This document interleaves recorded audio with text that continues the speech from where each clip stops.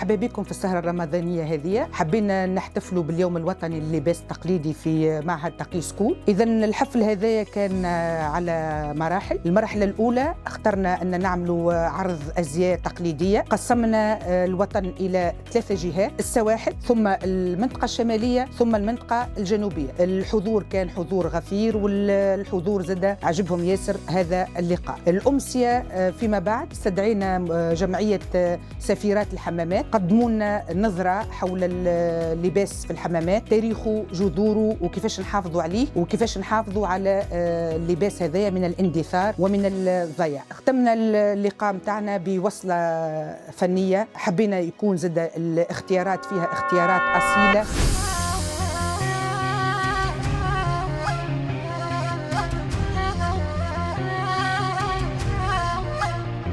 الناقوز يتكلم، الكاليس وين؟ ناقوز يتكلم، الكاليس وين؟ إيمان الفعيض، عضوة في جمعية سفيرات الحمامات. جينا اليوم بعد ما استدعونا تقي أكاديمي سكول هنا في حمامات بالمناسبة متاع اليوم الوطني لللباس التقليدي. الجمعية عندها برشا أهداف، من بين أهدافها هي المحافظة على التراث الحمامي وتوارثه من جيل لجيل. تعلمنا برشا احنا الحقيقة لبستنا التقليدية، نحبوها وتعز علينا وتذكرنا في جدودنا وتذكرنا في أماتنا وبواتنا. من أهم الحاجات اللي لازمنا ديما نحطوهم، احنا من التحضير، احنا صغارنا من التحضير ديما عندنا اللباس التقليدي.